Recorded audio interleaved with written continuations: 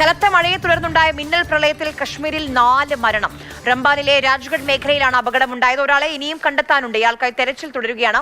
B Balagopal വിവരങ്ങളുമായി നമുക്കൊപ്പം ചേരുന്നുണ്ട്. നമ്മൾ ദൃശ്യങ്ങളൊക്കെ കാണുന്നുണ്ട്. ബാലു, മിന്നൽ പ്രളയം വലിയ ആശങ്കയാകുന്നുണ്ട്. എങ്ങനെയാണ് രക്ഷാപ്രവർത്തനം?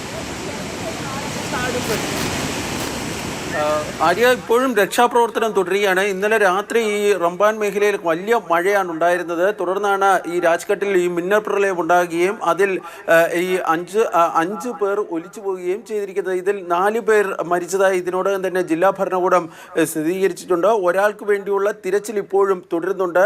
സൈന്യവും അതുപോലെ തന്നെ NDRFും ഉൾപ്പെടെയുള്ള വിവിധ ഏജൻസികളാണ് ഇപ്പോൾ ഈ രക്ഷാപ്രവർത്തനത്തിന്, അതായത് തെരച്ചിലും മറ്റും നടത്തിക്കൊണ്ടിരിക്കുന്നത്. ഇതിനിടെ കശ്മീരിലെ റിയാസി മേഖലയിലുണ്ടായ മണ്ണിടിച്ചിലിൽ 7 പേർ മരിക്കുകയും ചെയ്തിട്ടുണ്ട്.